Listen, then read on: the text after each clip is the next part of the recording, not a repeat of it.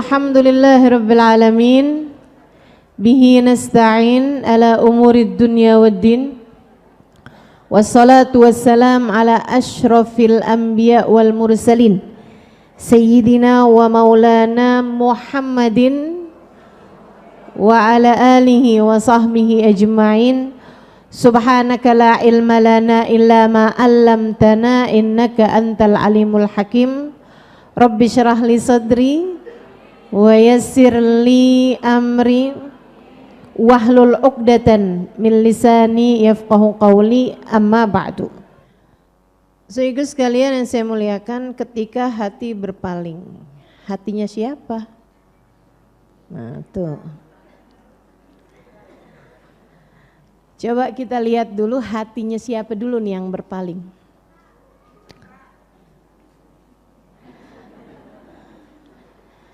Hati mukah, hati suami mukah, hati keluarga mukah, atau hati orang lain yang gak ada sambungan apa-apa.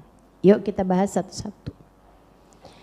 Yang pertama dari yang paling jauh. Kalau ada orang gak suka sama kamu, hatinya berpaling dari kamu, Bu, Dek, Nak, silahkan ucapkan bodoh amat.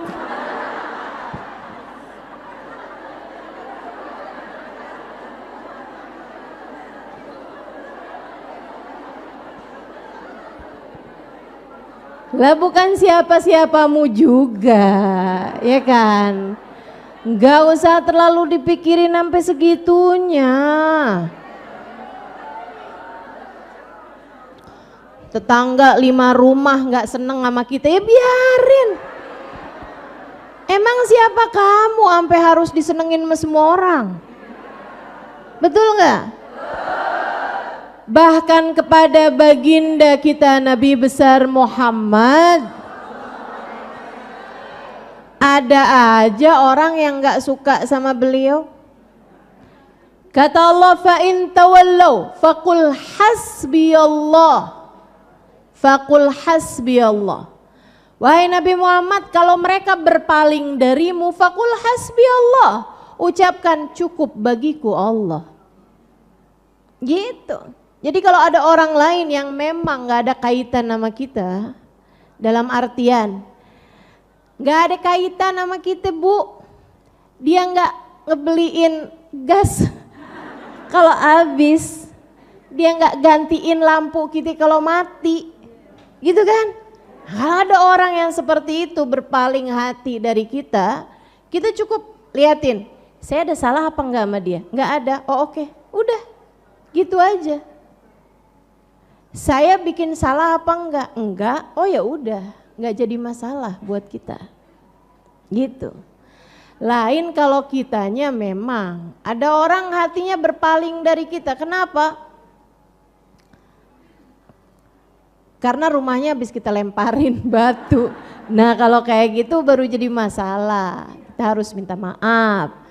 Tapi kalau kamu ngerasa kamu gak bikin salah apa-apa sama orang, kok tiba-tiba orangnya hatinya berpaling gak suka sama kita, ya wajar.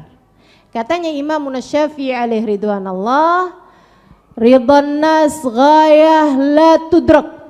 Ridwan nas ghayah la tudrak. Dicintai semua orang adalah cita-cita yang mustahil tercapai. Disenengin semua orang setuju semua sama kita, semua orang suka semua sama kita, semua orang cinta semua sama kita. Itu kata Imam Syafi'i cita-cita yang mustahil dapat tercapai. Tuh, kalau orang lain yang gak ada kaitan sama kita. Jelas ya? Jangan mikirin hal-hal yang di luar kendalimu, teman-teman. Mikirin pandangan orang terhadap dirimu semuanya, kenapa si itu gak senang sama saya, si ini gak senang sama saya. Habis waktumu hanya untuk itu nantinya. Demi kebahagiaan hidupmu. Belajarlah untuk bersikap bodoh amat. Tuh, satu, oke. Kita hanya perlu untuk tidak menyakiti siapapun. Kita tidak harus menyenangkan semua orang. Kita nggak harus bikin semua orang senang sama kita. Nggak perlu. Nggak perlu itu, kita hanya diminta Allah Subhanahu wa taala untuk tidak menyakiti siapapun. Jelas? Kamu jangan nyakitin siapapun. Tapi kalau ada orang nyakitin kamu, ada orang ngomongin jelek tentang kamu, biarin aja. Kamu hanya diminta oleh Allah untuk kamu jangan ngomong buruk terhadap siapapun. Kalau ada orang ngomong buruk tentang kamu, enggak jadi masalah. Toh kamu tidak akan dihisab atas perlakuan orang lain kepadamu, kamu hanya akan dihisab atas perlakuanmu kepada orang lain. Itu ya, ketika ada hati orang lain yang tidak ada kaitan denganmu berpaling darimu, maka tinggalkanlah.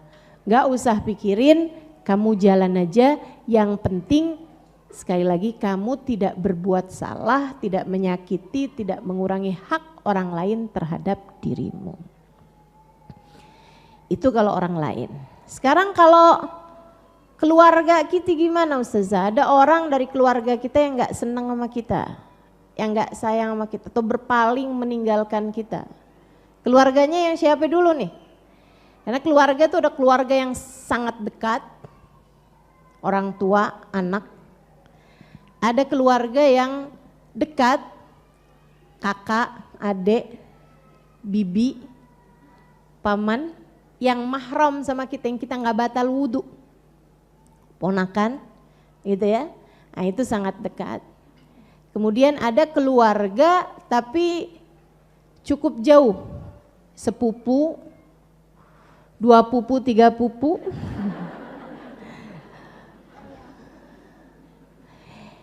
Ini teman-teman sekalian, keluarga yang mana dulu nih? Nah kalau statusnya tuh keluarga jauh, ya maksudnya sepupu ke belakang gitu ya.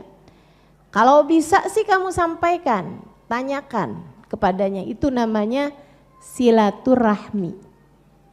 Ya, jangan juga biar silaturahmi nggak keputus, pinjam 100.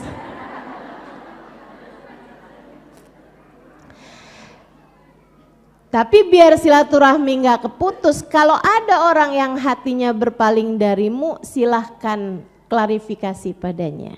Silahkan tanya, itu kan, kenapa, apa masalahnya gitu. Kenapa gitu?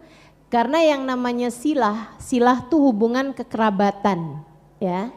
Termasuk silah ini juga karena kamu nikah sama orang lain. Maksudnya karena kamu nikah sama seseorang, kamu menjadi punya hubungan sama ipar, mertua, itu juga termasuk dari kalangan kerabatmu. Nah terhadap kerabat ini teman-teman sekalian, kalau ada masalah yang memang timbulnya dari kesalahpahaman, dari adanya hal-hal yang saling ketidakcocokan, itu silahkan diklarifikasi. Tapi cukup gitu aja, selebihnya nggak usah segitu usahanya untuk bikin dia seneng sama kita gitu. Kita ingat bahwa bahkan di antara yang sangat membenci Nabi Muhammad adalah paman beliau sendiri, yaitu Abu Lahab.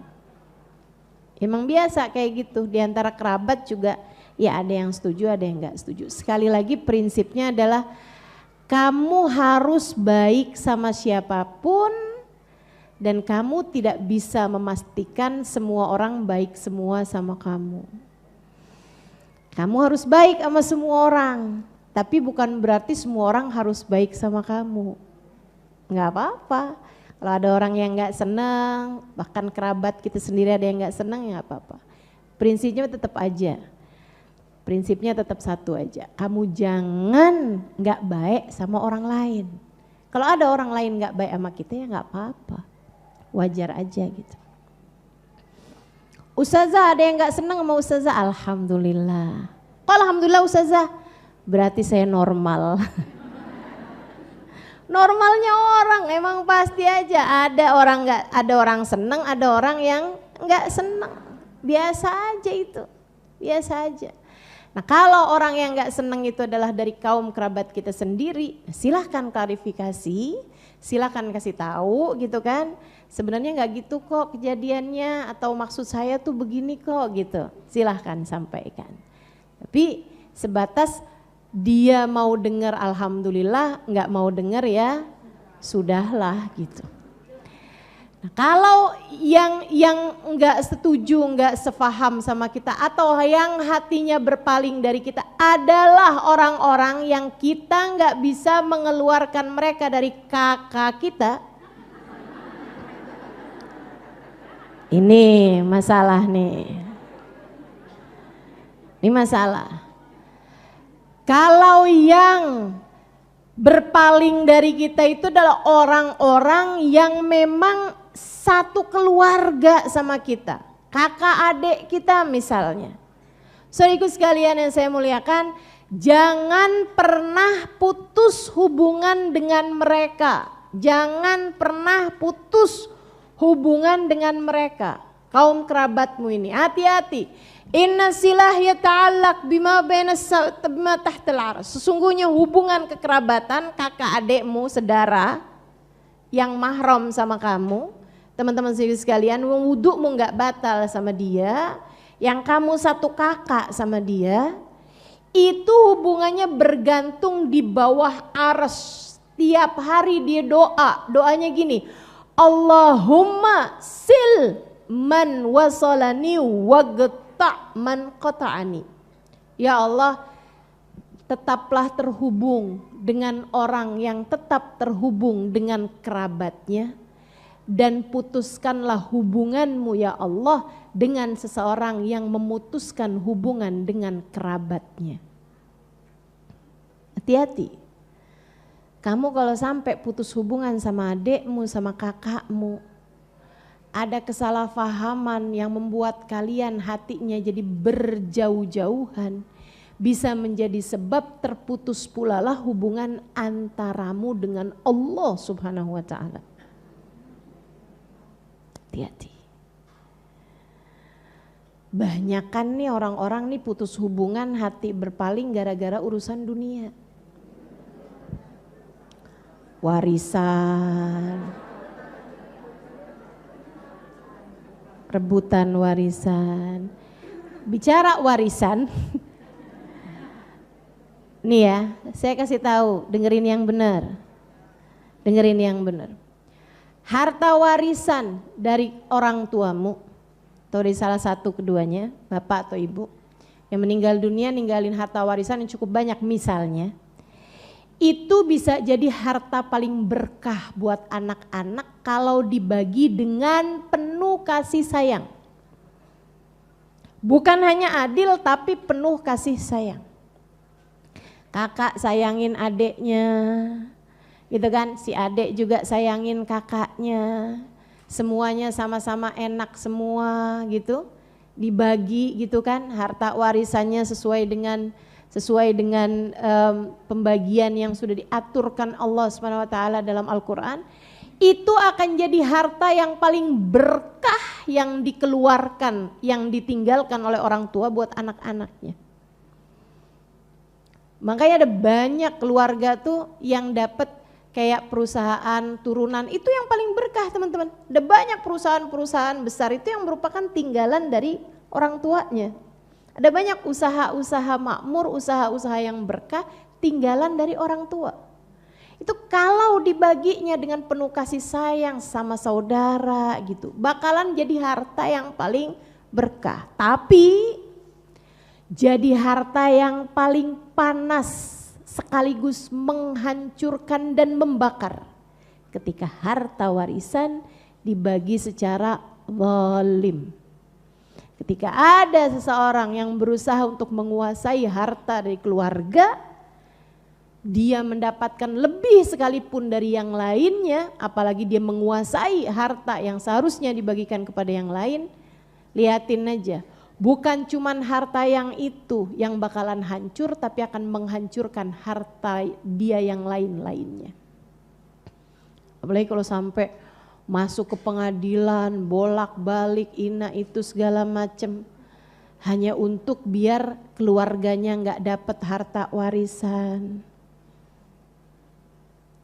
Lihatin, bakalan panas hartanya.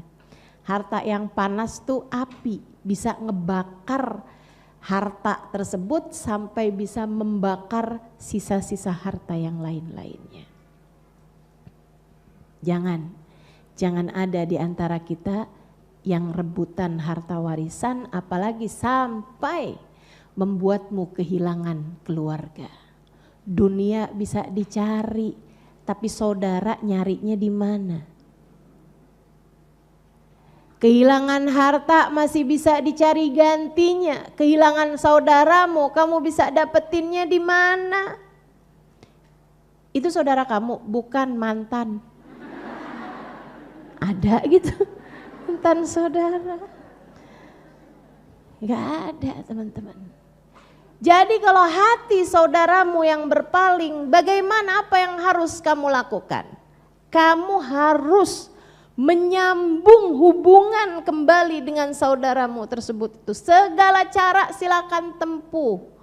Jika itu bahkan dengan mengeluarkan hartamu, keluarin harta, nggak apa-apa. Sekali lagi saya sampaikan padamu, kehilangan harta masih bisa dicari gantinya. Kehilangan saudara, kamu mau carinya di mana?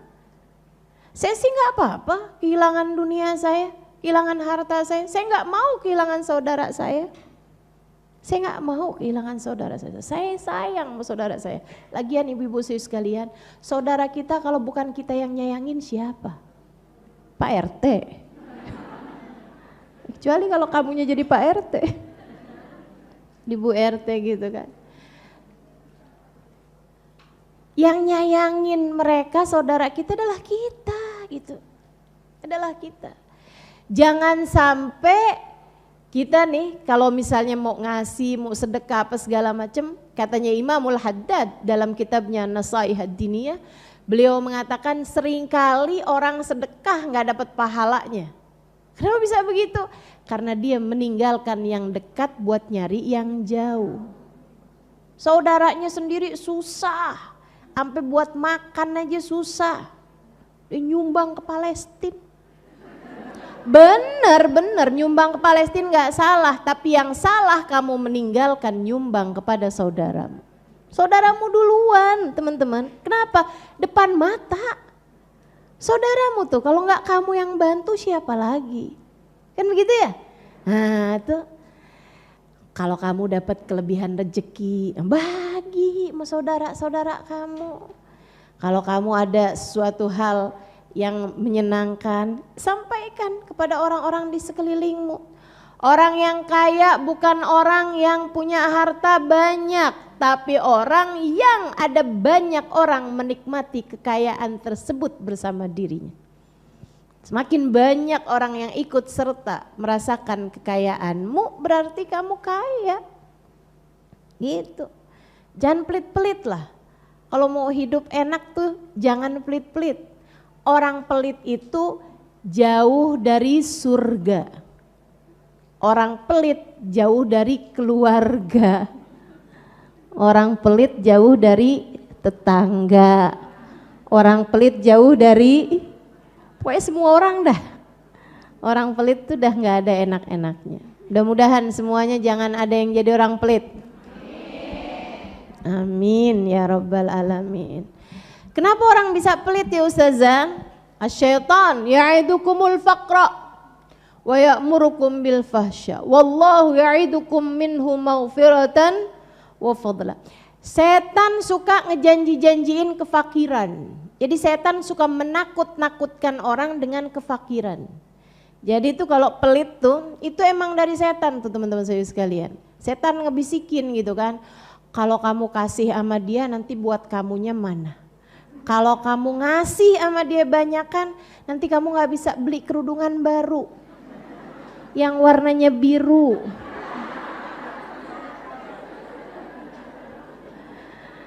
Gitu kan. Itu yang suka dikerjain sama setan. nakut-nakutin kita dengan kefakiran. Allah udah sebutkan tuh dalam Al-Quran. Syaitan ya'idukumul faqra. Syaitan suka menakut-nakuti kita dengan kefakiran. Oh, kalau ini nanti kita susah, kalau kita kasih nanti kita susah. Padahal itu aja tuh yang diini nama setan tuh, ditakut-takutinya kita dengan kefakiran. Kita harus menabung untuk 10 tahun ke depan. Kita harus menabung untuk 1-2 tahun ke depan. Kita nggak tahu apa yang akan terjadi ke depan. Nggak mikirin juga gitu kan, kita nggak tahu apa yang akan terjadi di dalam kuburan. Mestinya mikir gitu juga dong. Karena hidup 10 tahun ke depan belum tentu, tapi di dalam kuburan udah pasti. Satu hari nanti kamu akan masuk di dalamnya, teman-teman. Nah itu, jadi jangan pernah mau kehilangan saudara karena urusan apapun. Yang bisa diomongin yang baik-baik. Bicaralah yang enak sama saudara, diskusi yang enak sama saudara. Kalau yang berpaling adalah hati orang tua, nah ini jangan sampai. Hati orang tua berpaling darimu, jangan sampai. Silahkan lakukan segala macam cara, andai dengan kehilangan apapun yang kamu punya. Saudaraku sekalian, jika kamu kehilangan senyum orang tuamu karena mereka tidak ridho padamu atas perbuatanmu, saya sarankan padamu untuk berusaha mendapatkan senyumnya kembali, meski andai dengan mengeluarkan seluruh harta yang kamu miliki. Kenapa? Sebab Allah telah menjadikan keridhaan Allah ada pada keridhaan orang tuamu. Dan murka Allah pun Allah letakkan pada kemurkaan orang tuamu. Ustazah, tapi orang tua saya tuh bukan orang tua soleh, enggak solehah Ustazah, ibu saya enggak solehah Ustazah. Dia banyak minta sama saya Ustazah, dia banyak nuntut sama saya Ustazah. Misalnya, dia suka banding-bandingin saya sama saudara yang lain Ustazah, misalnya gitu. Bu, Kak, Dek, nah, hidup ini sepaket. Kamu gak bisa milih dari orang tua mana kamu lahir. Kamu gak bisa. Dulunya di orang tua saya, tapi udah saya tuker tambah sama yang lain.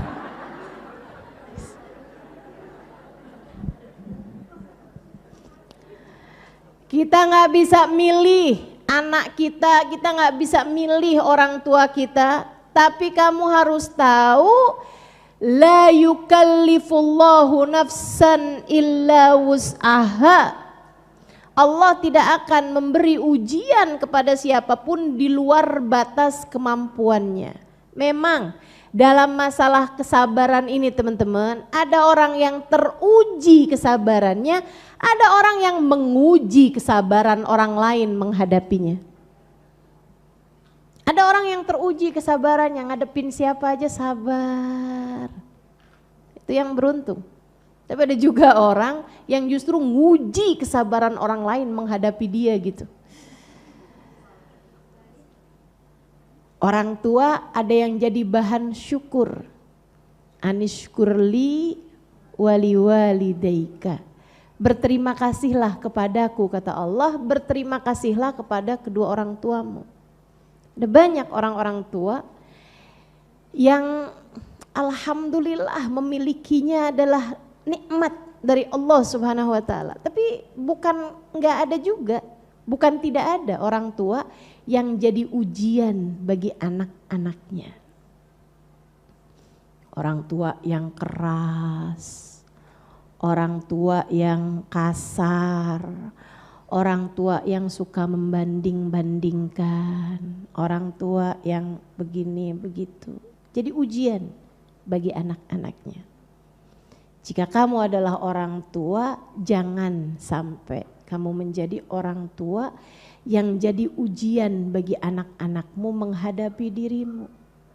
Jangan sampai begitu. Mudah-mudahan kamu jadi orang tua yang menjadi alasan anak semakin bersyukur kepada Allah Subhanahu wa taala karena memilikimu. Ya Allah makasih saya punya orang tua begitu, makasih ya Allah.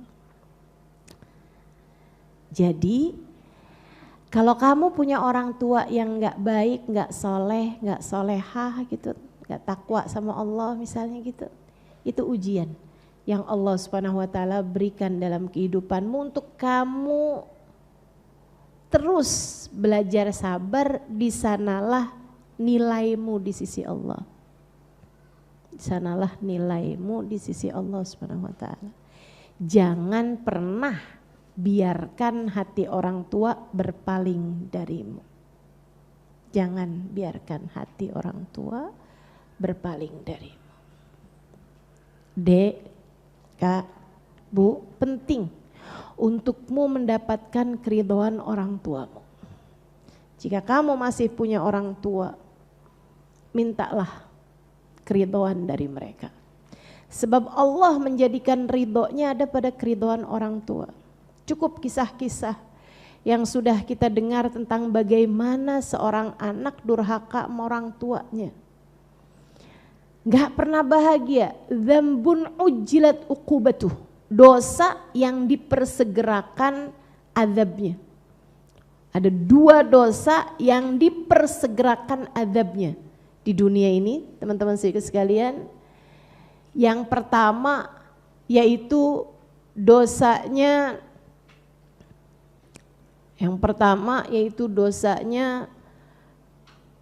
kezaliman, terutamanya kepada orang-orang soleh. Itu dipersegerakan tuh. Orang bunuh nabi, orang musuhin para wali, orang gak seneng sama orang soleh, orang gak seneng sama ulama gitu. Itu pasti itu azabnya tuh segera. Azabnya segera, teman-teman. Mau orang yang dibenci itu orang yang masih hidup, bahkan yang sudah meninggal dunia sekalipun. Kalau dia adalah kekasih Allah SWT, hati-hati. Hati-hati. Itu dosa ujjilat uqubatuh. Azabnya, hukumannya dunia sebelum akhirat. Kata Allah dalam hadis qudsi yang disampaikan Nabi Muhammad, man adali waliyan faqad adantuhu bil harb. Siapa yang memusuhi kekasihku, dia sedang ngajak perang denganku. Siapa yang menang ngajak perang, diajak perang sama Allah. Abis-abisan tuh. Abis-abisan. Sengsara mulu hidupnya. Kalau kamu sampai memusuhi seseorang yang dicinta di sisi Allah Subhanahu wa taala dari para pejuang-pejuang dalam Islam. Baik itu nabi, seorang waliullah misalnya, atau seorang ulama. Yang kedua dosa yang dipersegerakan azabnya adalah uququl walidain, yaitu durhaka sama orang tua. Demikian pula dengan kalau ada orang bakti sama orang tuanya, itu pasti dibahagiakan Allah. Bahkan jika dia orang yang tidak beriman sekalipun. Saya ulangi, anak yang bakti sama orang tua, yarhamukillah. Masih ada gak nih? Biar sekalian jawabnya. Sehingga sekalian, anak yang durhaka sama orang tua, itu pasti Allah Subhanahu wa ta'ala akan susahin hidupnya. Dunia, sebelum kalau dia gak taubat disusahin sama Allah di akhirat. Dan orang yang bakti sama Allah Subhanahu wa ta'ala, bakti kepada orang tuanya, Allah akan berikan balasannya dunia sebelum kelak di akhirat. Nah, kalau untuk urusan dunia, Allah akan kasih balasan kepada anak yang bakti sama orang tua jika bahkan dia bukan orang muslim sekalipun. Lihatin deh teman-teman. Ada orang-orang yang hidup di dunianya mapan, enak, bahagia gitu. Lihatin sama orang tuanya kayak gimana. Pasti tuh. Hormat, santun. Jika bahkan dia bukan orang muslim sekalipun. Nah, kalau urusan akhirat dia gak dapat balasan. Karena syaratnya surga itu syarat utamanya harus Islam, kan begitu. harus beriman pada Allah Subhanahu wa taala gitu. Nah, tapi kalau urusan dunia tuh, kalau ada anak bakti sama orang tua, mau nggak percaya sama Allah sekalipun, Allah akan kasih kemapanan dalam kehidupan, kemudahan dalam berkehidupan, pasangan yang baik, yang gitu-gitu tuh sama Allah dikasih. Kenapa gitu? Dia bakti sama orang tuanya. Sama orang muslim aja, sama Allah dikasih balasannya, apalagi sama kita. Makanya kalau kamu ngerasa, oh hidup saya susah banget, ya coba cari tahu hubungan kamu sama orang tua kayak gimana. Sedikit sekalian saya muliakan penulis kitab Simtud Duror, Habibana Ali Habsyi. Beliau bilang, saya sewaktu ibu saya masih hidup, saya tidak menganggap diri saya punya uang. Uang saya semuanya adalah buat umi saya. Apapun yang dipengen mau umi saya, udah saya kasih. Saya nggak ngerasa saya punya uang. Selagi ibu saya masih hidup, semuanya adalah milik ibu saya. Dia bilang, jika andai saya nggak punya uang, terus ibu saya bawa saya ke pasar, kemudian bilang, siapa nih yang mau beli budak saya bakal ngakuin saya sebagai budak ibu saya. Saya mau dijual sekalipun nggak apa-apa mau ibu saya, dia bilang. Dari fahamnya beliau tentang hak terhadap orang tua. Ada orang soleh nih sama temennya. Dia kemudian ngadep, maksudnya berhadapan sama orang tuanya, sama bapaknya. Saat dia berhadapan bapaknya tuh dia dihinggapin lalat di hidungnya dia. Dibiarin aja sama dia. Dia malah tambah nggak gerak gitu kepalanya. Jadi lalatnya tuh di hidung terus. Temennya kan ngelihatnya risih. Iya sih, kita kalau ada lihat orang kayak gitu kan kita rasanya kayak pengen nepak gitu biar lalatnya nggak di hidung.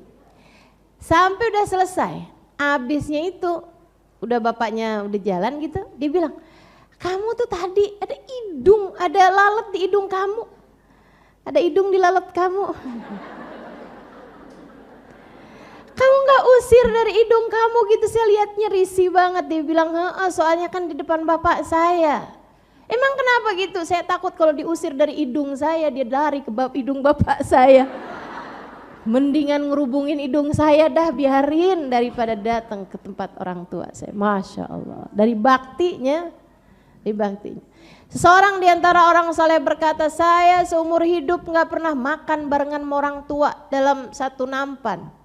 Kenapa gitu? Saya takut ada lauk yang udah dikepengenin sama ibu saya atau sama bapak saya, keburu diambil saya duluan karena saya gak tahu. Akhirnya saya takut dianggap sebagai anak yang durhaka sama orang tua, jadi saya menghindari makan satu nampan bersama orang tua saya. Masya Allah. Nah, kita malahan suka kebalik. Kalau punya makanan enak rebutan sama orang tua.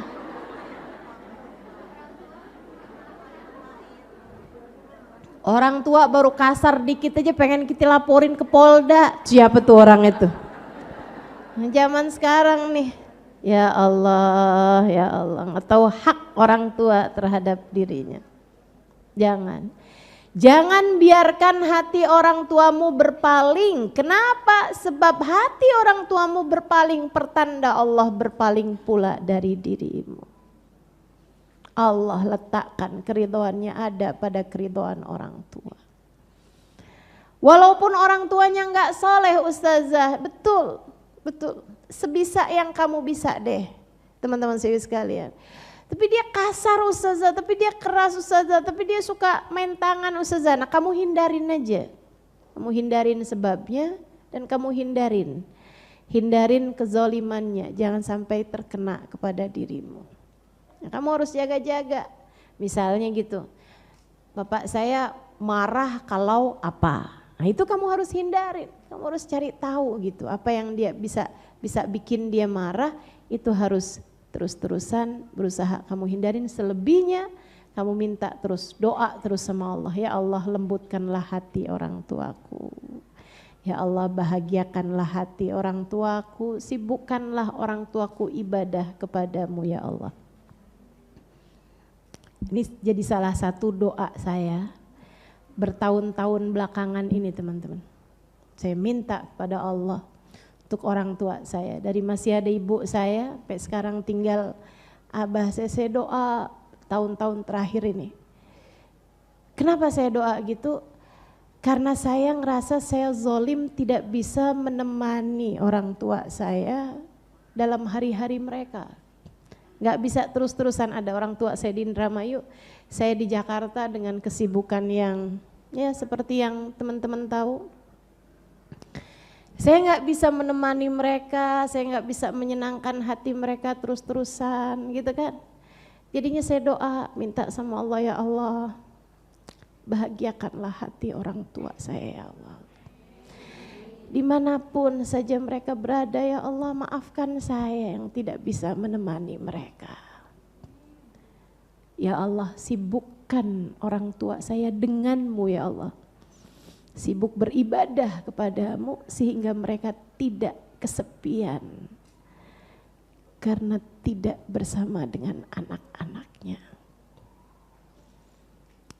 Minta sama Allah teman-teman. Doain orang tuanya, doain.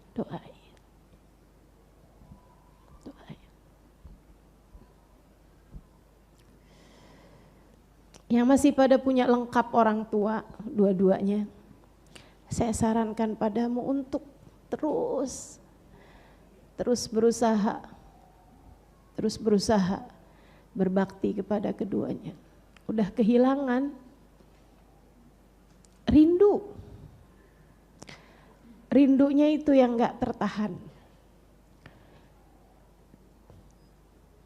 Rindu ingin sekedar bersalaman.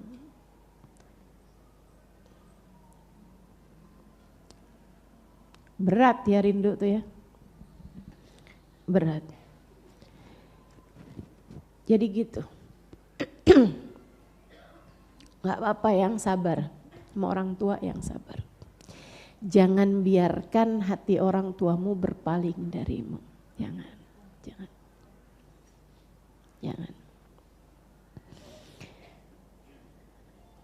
Orang tua, anak gitu juga, Jangan biarkan anak berpaling hati darimu. Kesian. Kenapa gitu? Karena Allah jadikan keridhoanmu sebagai keridhoan Allah kepada mereka. Jadi kamu harus jadi orang tua seperti yang katanya Nabi Muhammad.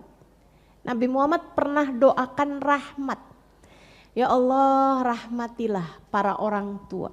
Rahimallahu imra'an a'ana ala ibnihi libirrih. Kata Nabi Muhammad, ya Allah rahmatilah para orang tua yang memudahkan anak untuk berbakti kepada dirinya. Jadi orang tua yang ngegampangin anak bakti sama dirinya didoain dapat rahmat sama Allah SWT. Orang tua yang gak gampang nuntut, orang tua yang gak gampang marahin anak, orang tua yang gak keras sama anak, orang tua yang gampangin anak buat bakti sama dia gitu. Maka karenanya kamu jangan sampai jadi orang tua yang nuntut banyak-banyak hal sama anak-anakmu. Kamu mama anggap belum bakti selagi kamu belum beliin mama rumah di Pondok Indah. Itu orang tua emak apa mafia? Jangan. Jadilah orang tua yang memudahkan anak berbakti padanya. Saya ingat satu cerita dari guru saya. Alhamdulillah teman-teman, saya biar gini-gini nih punya guru-guru yang luar biasa hebat-hebatnya. Ini guru saya, salah satu guru saya, Hubabah Maryam namanya, bintil Habib Muhammad bin Abdullah Al-Habdar. Beliau saya ceritakan di buku Bidadari Bumi 2. Satu apa dua ya?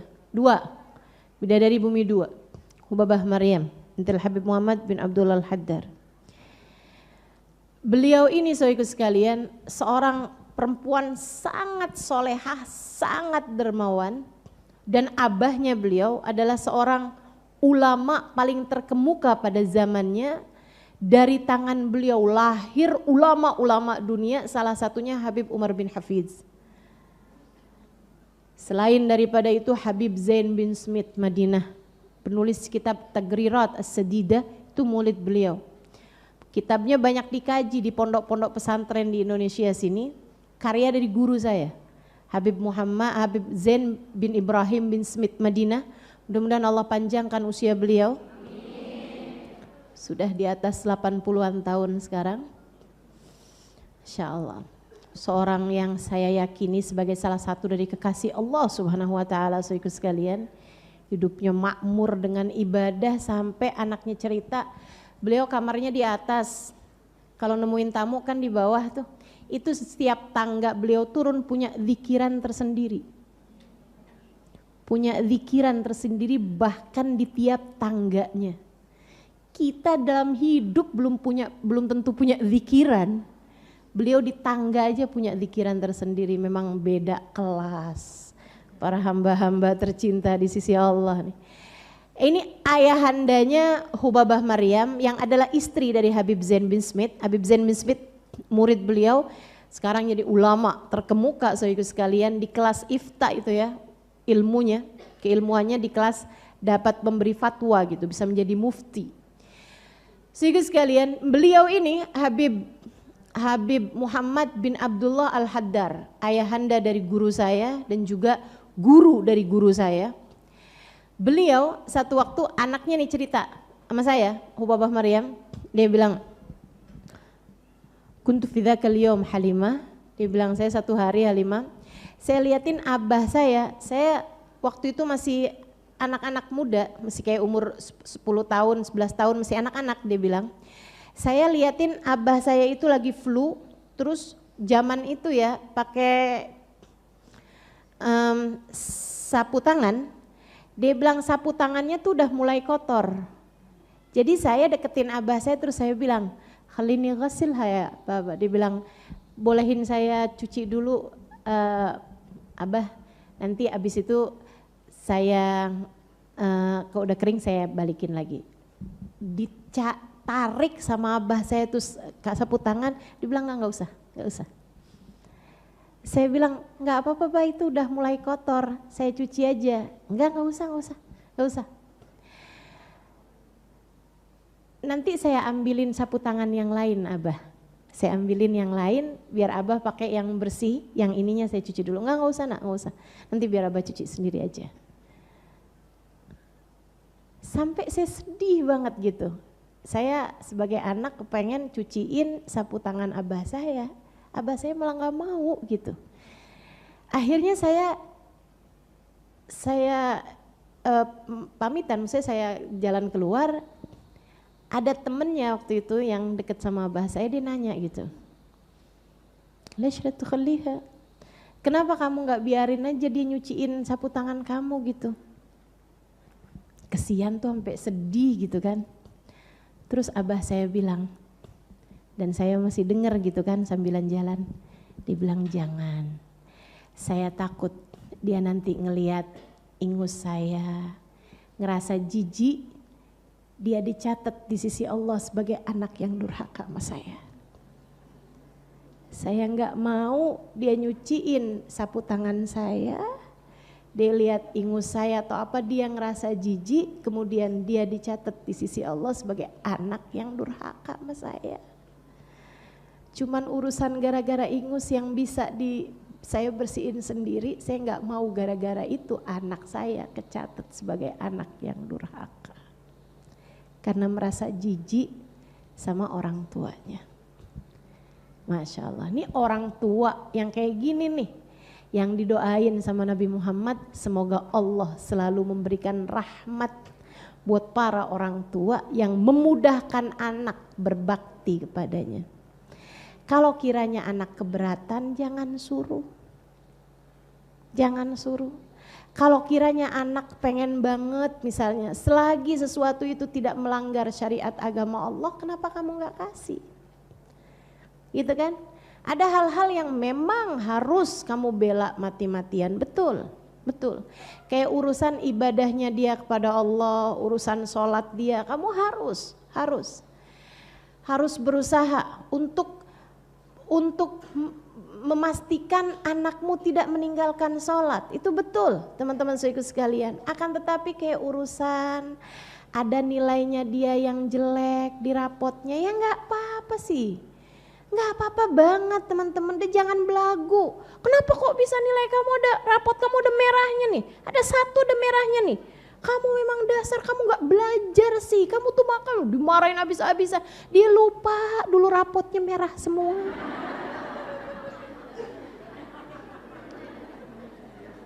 Ya ampun Bu, jangan sok-sokan deh. Ya kan saya nggak mau ustazah anak-anak jadi kayak saya. Ya tapi kan kesian anakmu gitu kan.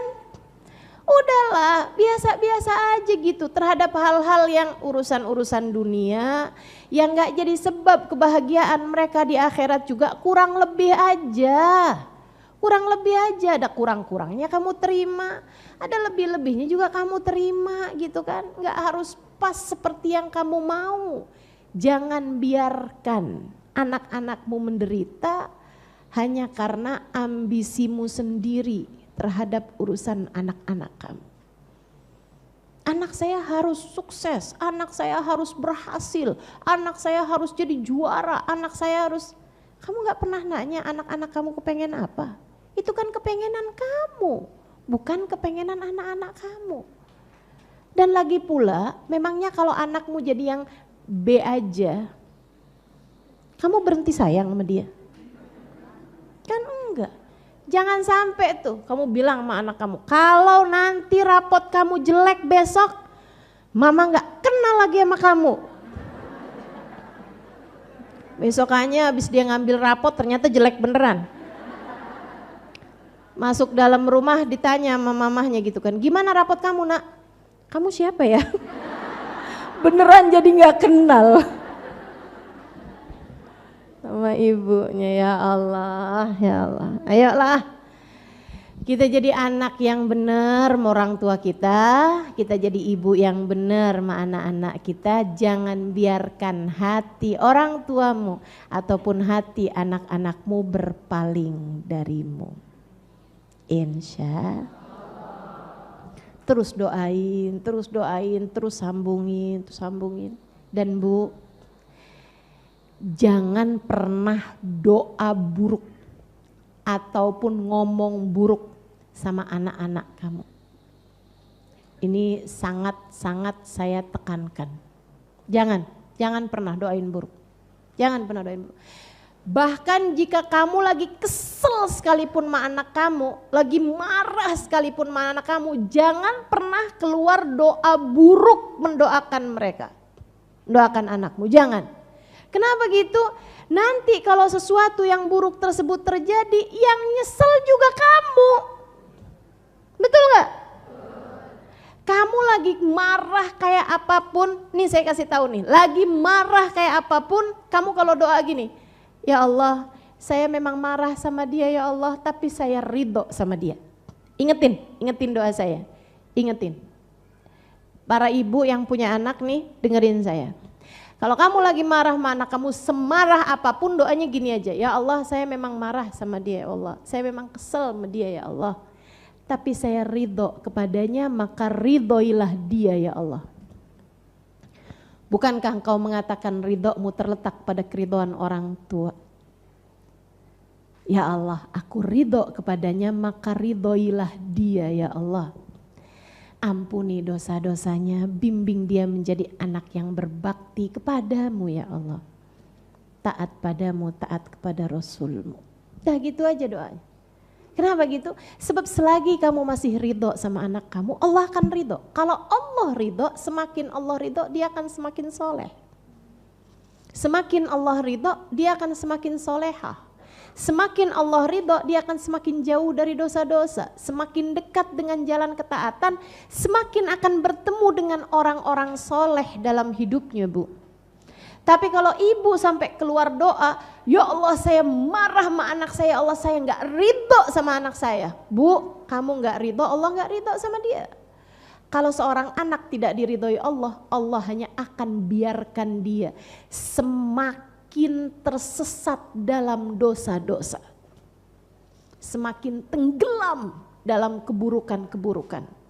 Nantinya bakalan kumpulnya sama orang jelek-jelek, kumpulnya sama orang-orang yang akhlaknya nggak baik, kumpulnya sama orang yang nggak bener. Kenapa? Karena kamu nggak ridho sama dia. Kamu nggak ridho sama dia, Allah nggak ridho kepadanya. Jelas? Jangan biarkan hati anak-anakmu berpaling darimu. Tetaplah ridho kepada mereka. Yang dekat sama anak, jadilah sahabat bagi anak. Pelajari bahasa cintanya anak.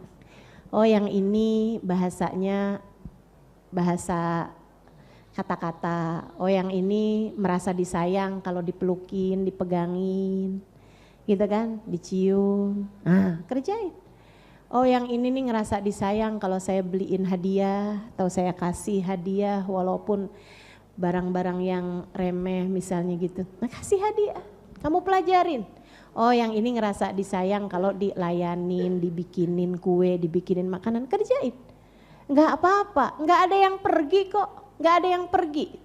Kamu ngasih makan sama anak kamu tuh semuanya kecatat pahala Bu. Kamu bikinin nasi goreng buat anak-anakmu, kamu pikir gak ada pahalanya? Pahala, semuanya pahala. Semuanya pahala.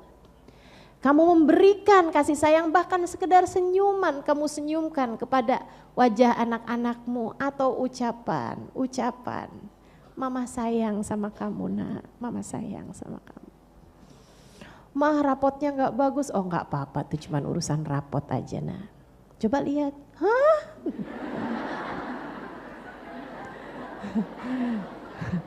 Malah kaget ya. Gak maksudnya itu loh. Gak apa-apa nak, itu cuma sekedar urusan angka. Gitu kan.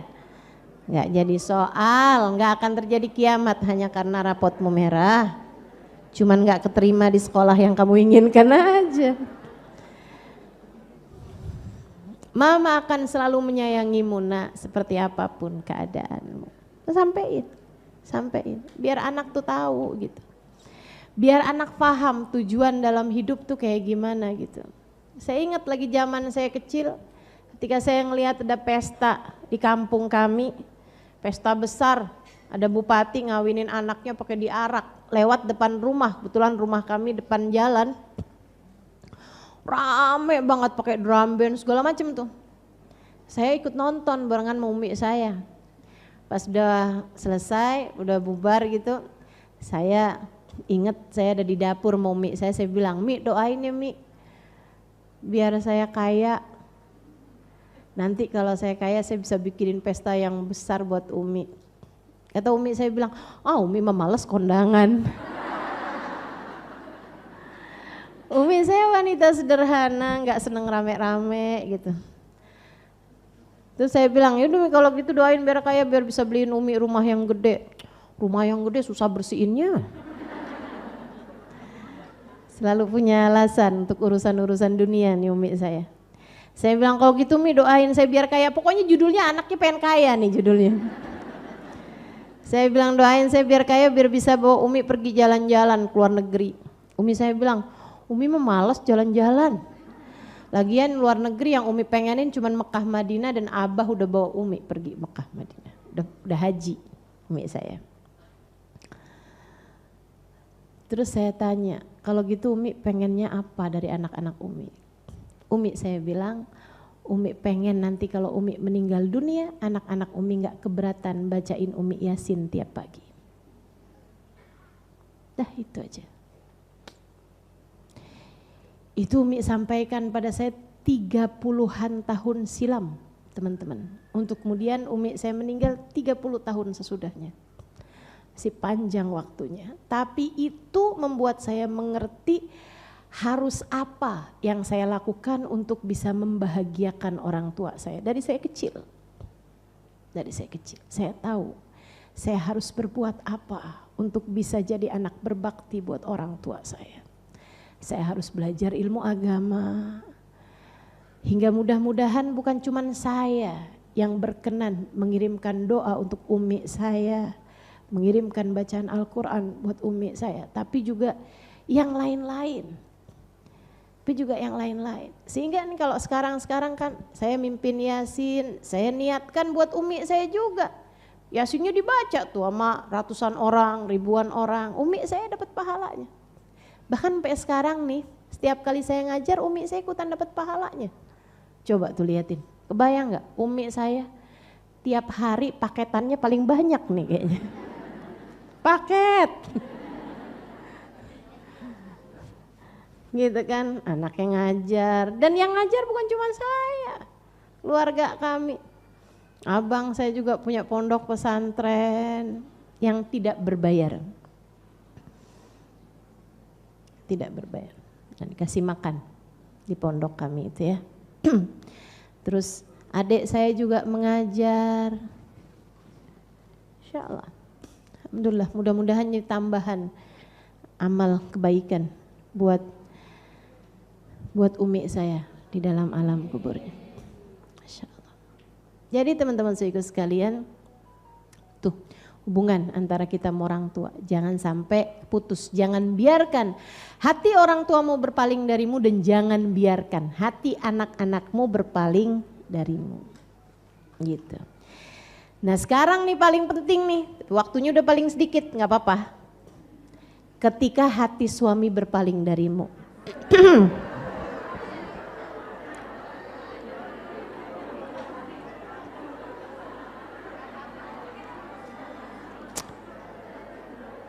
Haduh.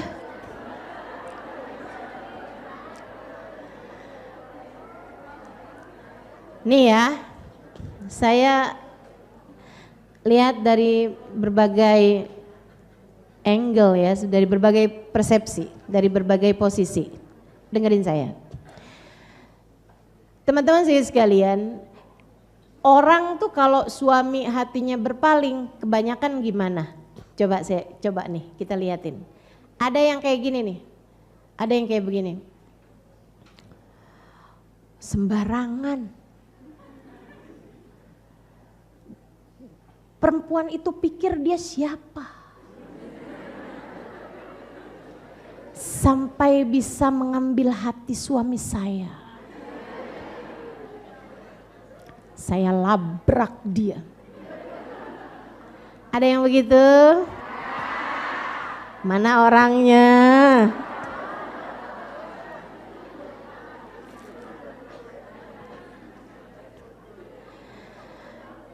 Ada yang gini nih, kayak apa sih cewek itu? Dicari tahu nih kan. Kalau ternyata cakep, kayaknya operasi plastik boleh nih. Mulai tuh tanya-tanya, apa sih Ustazah hukumnya najemin hidung? Hidungnya tajam. Ustazah, apa hukumnya sulam alis, apa hukumnya tarik benang, apa hukum, harus segala macam tuh udah mulain tuh. Nah ini kayaknya lagi ngerasa insecure karena suaminya ternyata berpaling hati kepada yang hidungnya lebih tajam.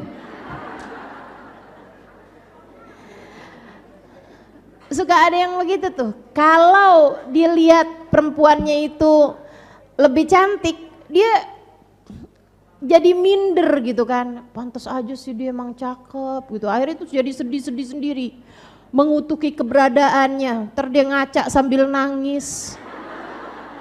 Ya ampun, ini hidung apa kutil? Sedih bener. Pas dia lihat ceweknya ternyata nggak lebih cantik dari dia, malah kayak kurang-kurang gitu loh. Dia langsung mikirnya kayak gini, jangan-jangan dipelet nih. Ibu-ibu udah langsung tahu aja pengalaman, Bu.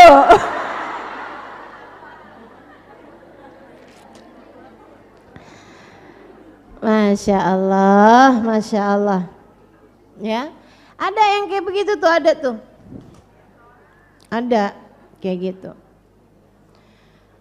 Terus ada juga yang ketika dia pikir, nih suami saya dipelet nih. Oke, kalau begitu kira-kira dia kayak dukun yang mana ya? Cinta ditolak, dukun bertindak. Ada yang kayak gitu, ada. Jadi yang pertama tadi itu yang main labrak tuh. Ada yang kedua mikirin solusi untuk jangka yang lebih panjang gitu kan. Dengan cara-cara seperti itu. Ada nih yang ketiga itu tadi tuh ya, cinta ditolak, dukun bertindak. Yang kedua operasi plastik tuh. Solusi yang terbaik adalah dengan skincare. Ya.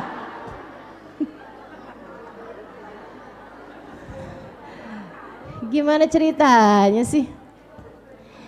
Itu skincare kan bukan muka, bukan buat hati. Yang lagi berpaling itu kan hati. Ada lagi yang kayak begini nih. Dia nangis-nangis bilang sama suaminya, pilihlah antara aku atau dia.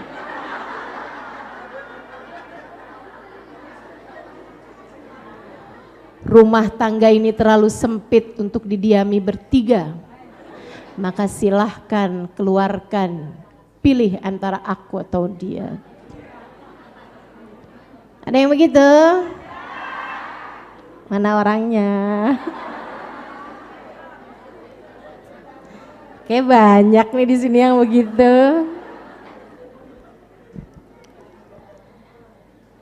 Ya Allah, ya Allah. Oh ada lagi yang kayak gini. Ada lagi nih. Ini kan saya kan kerjaannya seneng baca-baca, lihat-lihat kan gitu. Atau dicurhatin orang, saya ngerti jadinya. Cara berpikir banyak orang-orang yang ada di luaran nih ya. Biar saya kasih tahu cara berpikir yang benar. Jadi kamu udah paham tuh yang salah-salahnya yang kayak gimana. Jadi sekalian ada lagi yang kayak begini nih. Dia pikir dia doang yang bisa. Saya juga bisa.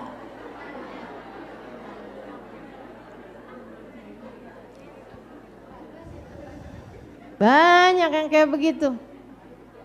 Banyak kayak begitu. Terus dia mendadak jadi perempuan-perempuan murahan. Dandan habis-habisan. Ada yang kayak gini nih, maaf. Asalnya udah pakai jilbab, jilbabnya dilepas. Maaf, ada yang kayak begitu. Langsung lipstiknya merah. Di atas matanya banyak warna. Alisnya mendadak jadi bulan sabit. Bulu matanya mendadak jadi lentik. Anti badai.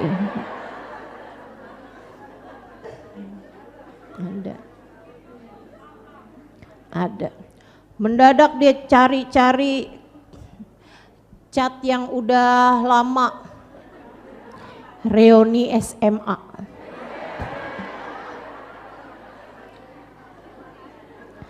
Ada yang begitu? Ini ya kalau yang kayak beginian nih modelnya.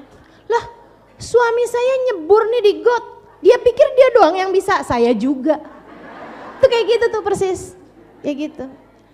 Ada orang yang terjerumus, dia ikut-ikutan menjerumuskan diri. Nah itu kan dosa. Kamu pikir gak ditulis apa dosanya gitu?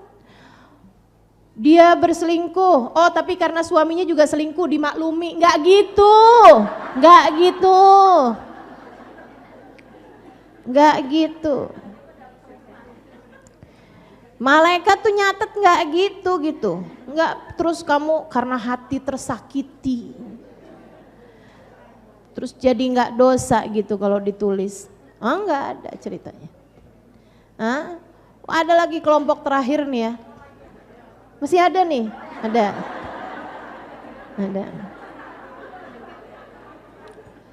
Dia tahu hati suaminya berpaling, dia mogok makan. dia berhenti mandi.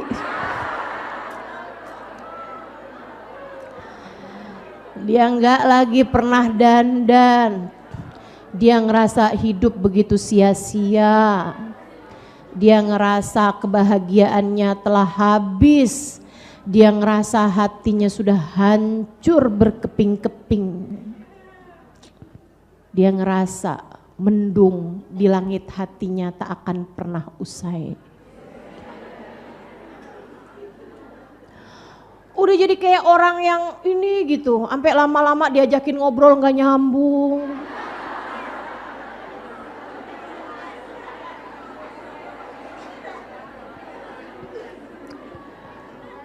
Udah jadi kurus banget gitu kan.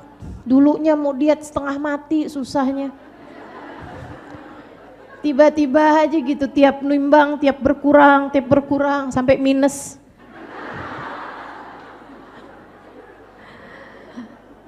Ya Allah Bu, kamu dari yang termasuk mana nih? Udah ada yang disebut belum?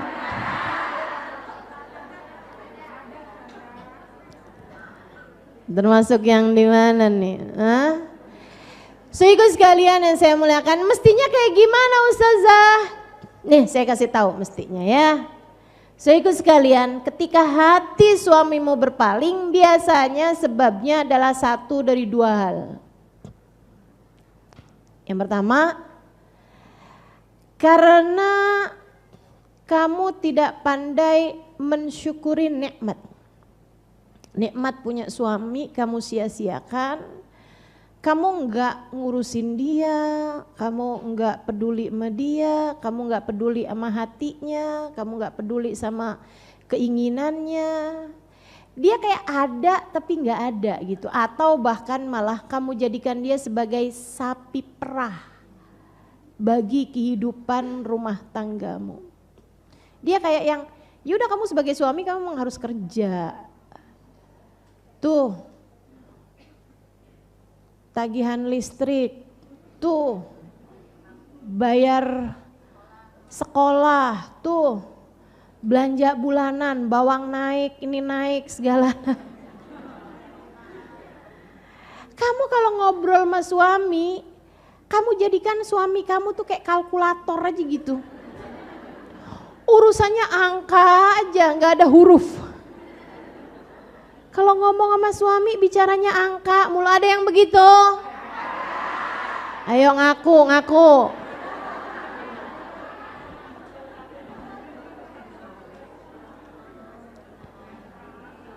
Saudaraku sekalian yang saya muliakan, kamu lupa bahwa suamimu itu selain dari punya badan, dia juga punya hati. Dia tidak pernah merasa dihargai sehingga Allah Subhanahu wa taala yang ketika ngelihat kamu memperlakukan suamimu dengan cara seperti itu, yang Allah sampaikan dalam Al-Qur'an, la in syakartum wa la in kafartum. Kalau kamu syukuri, kalau kamu hargai, aku akan berikan tambahan lagi dari kenikmatan berumah tangga. Wala in kafartum. Kalau kamu ingkari, kalau kamu tidak hargai, kalau kamu sia-siakan, ini termasuk dari bagian kamu menyia-nyiakan nikmat, kamu kufur nikmat terhadap kamu udah dikasih suami kayak begitu, kamu gak syukuri.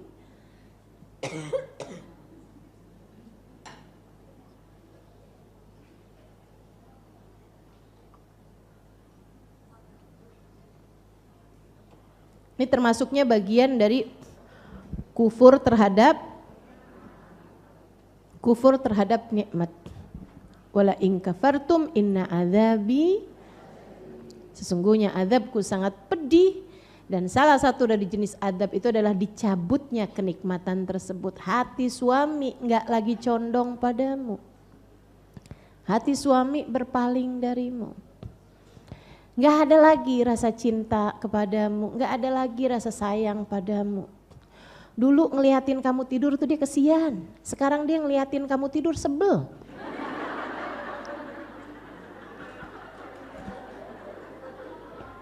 Ngorok aja.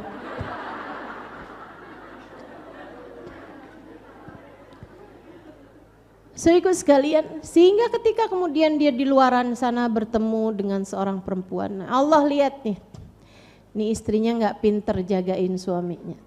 Allah jadikan hati suamimu berpaling darimu. Teman-teman saudaraku sekalian, kamu jangan berpikir bahwa itu adalah suami kamu gitu, tanpa ada campur tangan Allah, nggak bisa. Wa ma ramaita id ramaita walakinnallaha rama. Tidaklah kamu melempar ketika kamu melempar, melainkan Allah yang melempar. Itu Allah sampaikan dalam Al-Quran. Wallahu yakhluqu ma yaf'alun. Innallaha fa'alun lima yurid. Sungguhnya Allah maha mengerjakan apapun yang dia inginkan. Masya Allahu kan. Wa ma lam yasha' lam yakun. Apapun yang Allah inginkan akan terjadi. Apapun yang tidak Allah inginkan tidak akan terjadi. Termasuk hati suamimu berpaling darimu adalah sesuatu yang dikehendaki oleh Allah Subhanahu. Kenapa Allah menghendakinya Ustazah? Allah kan Maha Rahman, Allah kan Maha Rahim. Ya Allah, lihat bagaimana kamu menyia-nyiakan suamimu. Itu sebab yang pertama. Coba diingat-ingat. Iya apa iya? Yang kedua sebabnya, kamu terlampau cinta padanya hingga Allah cemburu padamu. Dulu aja tahajud, baca Quran, istighfar, puasa sebelum nikah. Pas lagi zaman perawan malah mungkin mondok pesantren jadinya solehah gitu kan. Habis itu nikah. Begitu nikah jarang tahajud, sekalinya tahajud doanya, ya Allah banyakin rezeki suamiku biar bisa ngasih padaku. Ya Allah, suamiku ya Allah jadikan ia selalu sayang padaku. Jangan jadikan hatinya berpaling dariku.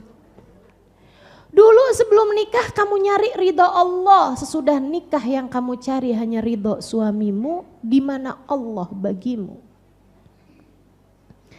Kamu terus jadi mikirnya kayak rezeki itu semua yang dikasih oleh suamimu gitu. Kamu begitu takut kehilangan dia, tapi hatimu gak pernah takut kehilangan Allah. Kayak suamimu menjadi segalanya bagimu. Kayak dalam hidupmu kamu gak lagi perlu sama Allah, kamu hanya perlu suamimu. Kamu jadinya setengah mendewakan suamimu atau malah menuhankan suamimu gitu. Allah tak lagi kamu tuhankan dalam hidupmu. Tiap hari nih baca Al-Quran yang dibaca surat Ar-Rahman terus. Gara-gara pernah dengar keterangan dari seorang ustadz, kalau ada istri baca Ar-Rahman hati suaminya tak akan berpaling darinya. Dia akan selalu disayang sama suaminya. Wah, pokoknya lagi sibuk kayak gimana pun, Ar-Rahman belum. Segitunya nyari cinta manusia. Apapun yang dipengenin sama suaminya dia bergegas menjalankannya. Bahkan ketika suaminya menyuruh dia sesuatu hal yang bertentangan dengan syariat sekalipun, sami'na wa ata'na kepada suaminya. Saya dengar, saya taatin. Pokoknya taat 100% kepada suami, bahkan yang melanggar aturan Allah Subhanahu wa taala sekalipun. Suaminya bilang, kamu kayaknya kalau pakai kerudungan kayak kelihatan 10 tahun lebih tua deh. Jadi ya kamu kalau pengajian sih gak apa-apa sih pakai kerudungan. Tapi kalau jalan sama saya kayaknya gak usah deh. Oke.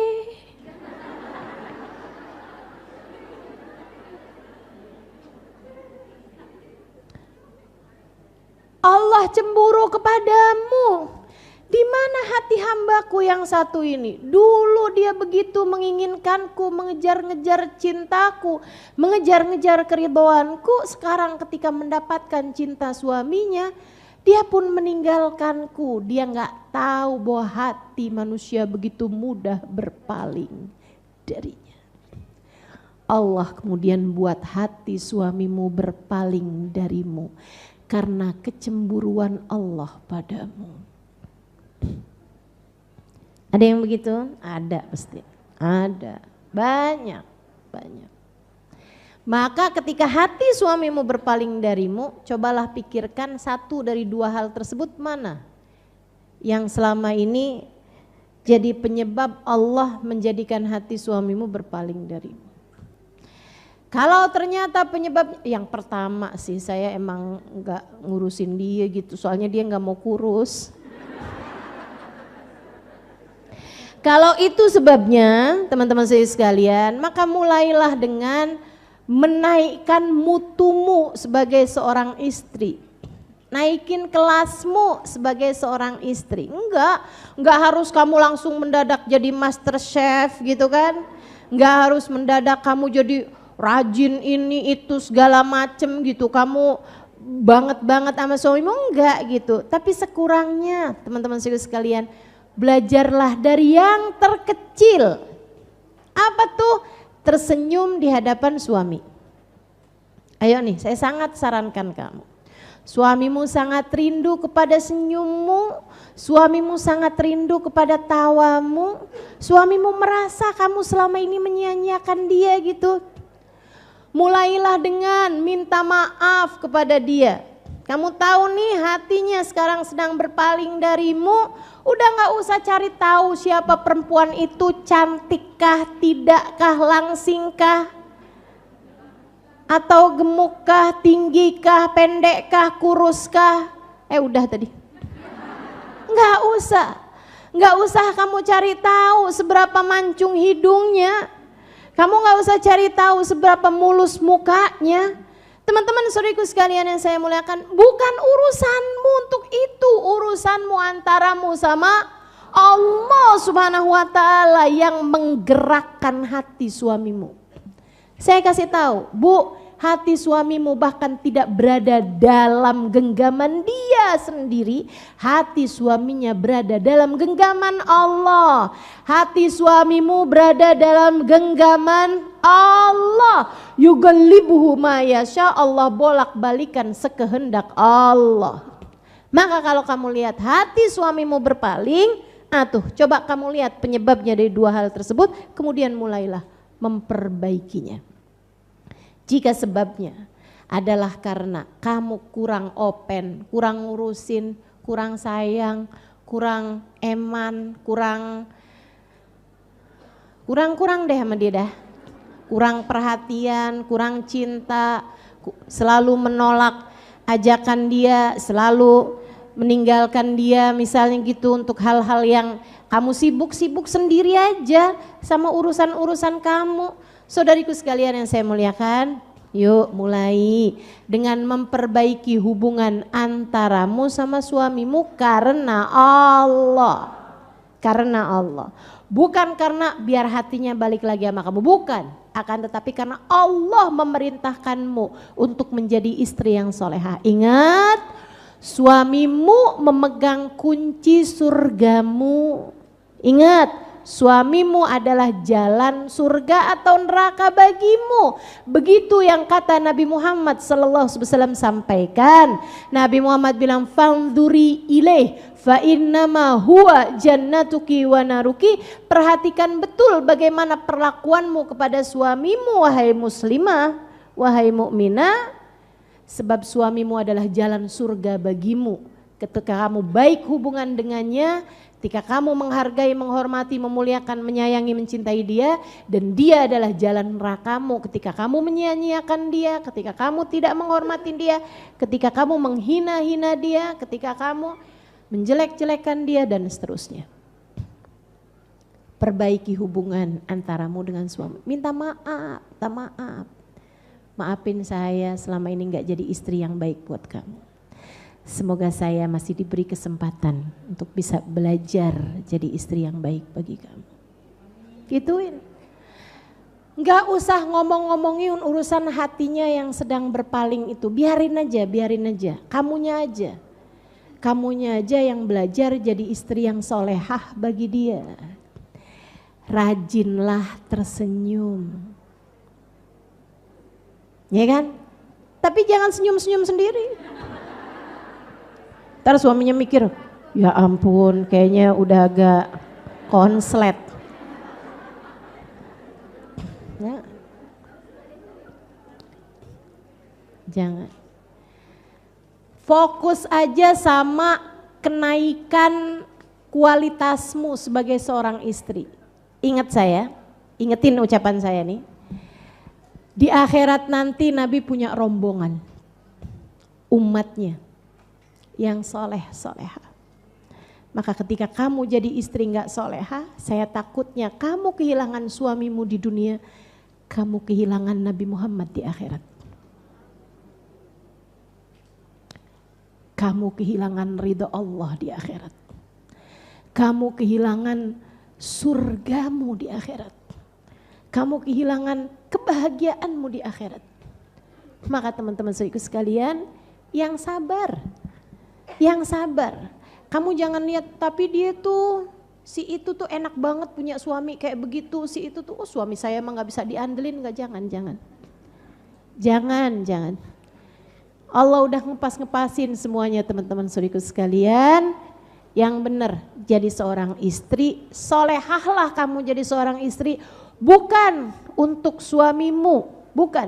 Tapi untuk bahagiamu sendiri. Tapi untuk surgamu sendiri. Tapi untuk ridha Allah SWT kepadamu. Dan untuk kelayakanmu berada dalam rombongan Nabi Muhammad. Perbaiki dirimu itu. Saudara sekalian, yang kedua, kalau sebabnya adalah karena kamu, Allah cemburu kepadamu, sekarang kamu tahu apa yang harus kamu perbaiki. Perbaiki hubungan antaramu dengan Allah. Kembalilah mulai sholat sunnah, bangunlah di waktu malam buat tahajud. Kembalilah baca Al-Qur'anmu, kembalilah pegang tasbih, beristighfar kepada Allah, kembalilah berzikir kepada Allah, kembalilah hadir di majelis taklim, kembalilah solehah antaramu dengan Allah SWT, kembalilah jadi hamba Allah yang baik, yang asalnya suami, kamu coret-coret itu semuanya menjadi karena Allah gitu. Mulailah mengerjakan segala sesuatunya karena Allah. Di saat suamimu sedang ada di rumah, ya kamu muliakan dia sebagaimana dulunya kamu berbuat seperti itu. Ketika suamimu gak ada, jadi urusan antaramu sama Allah SWT, teman-teman saudaraku sekalian. Kembalilah, kerjakan hal-hal kebaikan karena Allah SWT.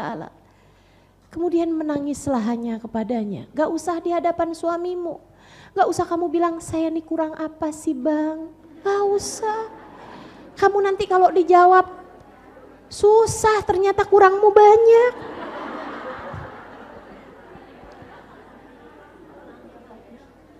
Jangan.